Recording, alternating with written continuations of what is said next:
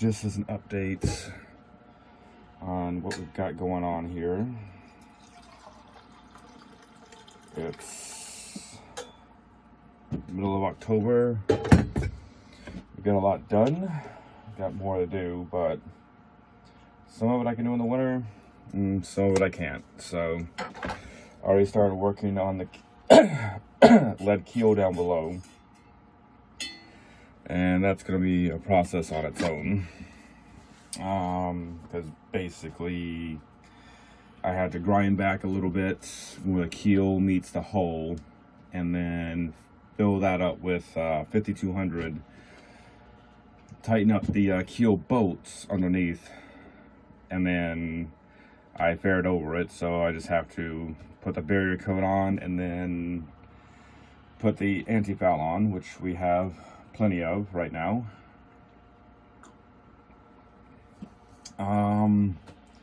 Let's see, what else have we done so far? Let's see. I've redone the table, so it actually looks a lot nicer now.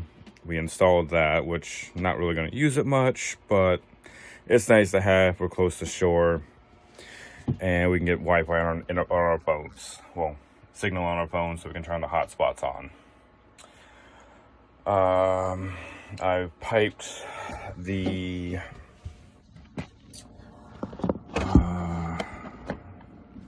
ice box into the drain for the fridge, because beforehand this boat was designed to basically let the ice box drain straight to the bilge and then out through the bilge pump once it got so high up.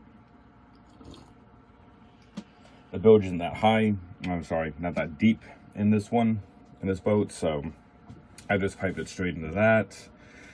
Only downside, maybe if we're heeled over too much on that side, we might get some ice water coming up into the fridge.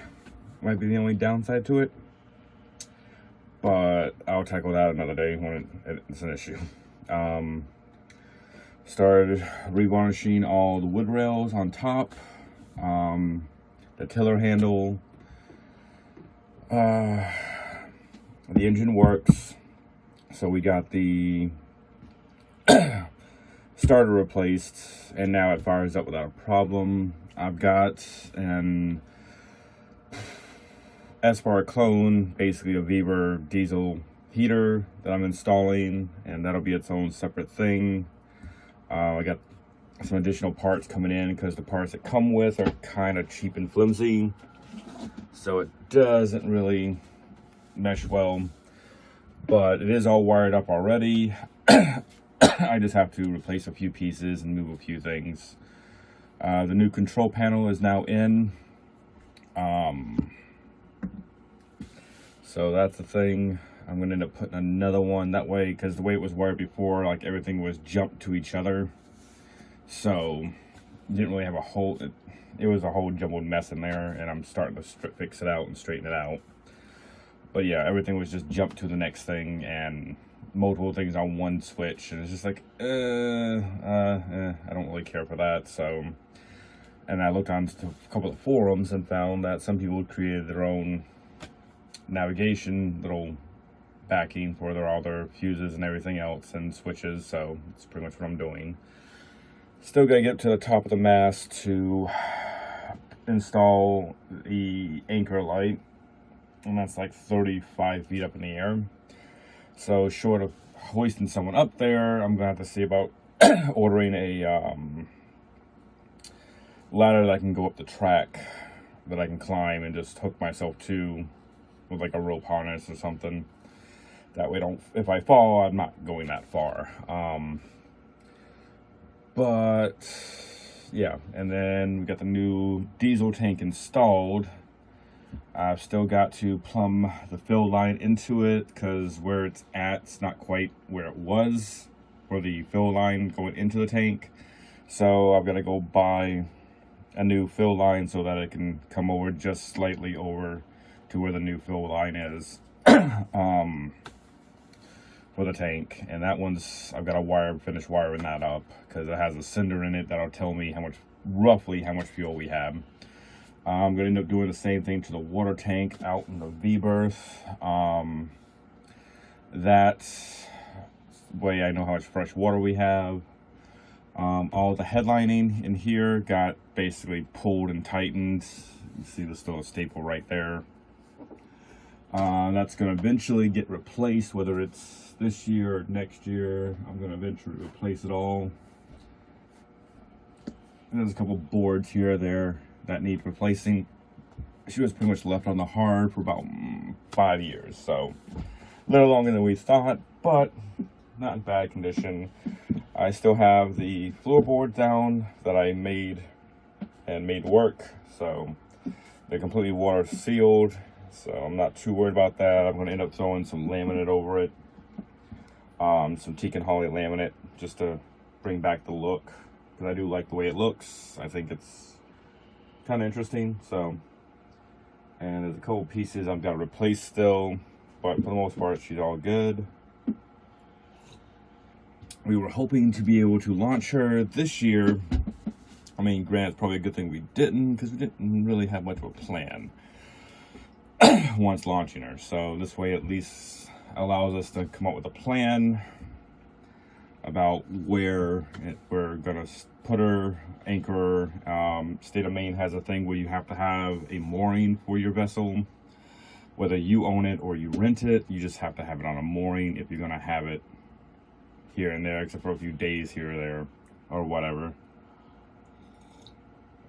John next door has been a lot of help with a lot of different things.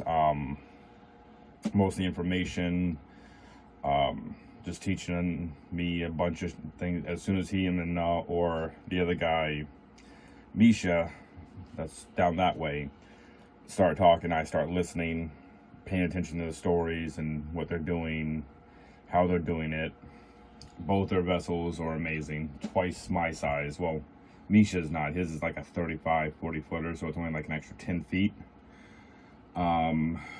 John's, that's a floating palace in my opinion, but which is way more than I could ever use or need, but it works.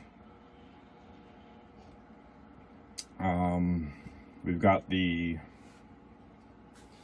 chart plotter installed and running, which is good.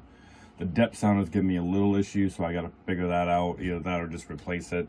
Not sure which.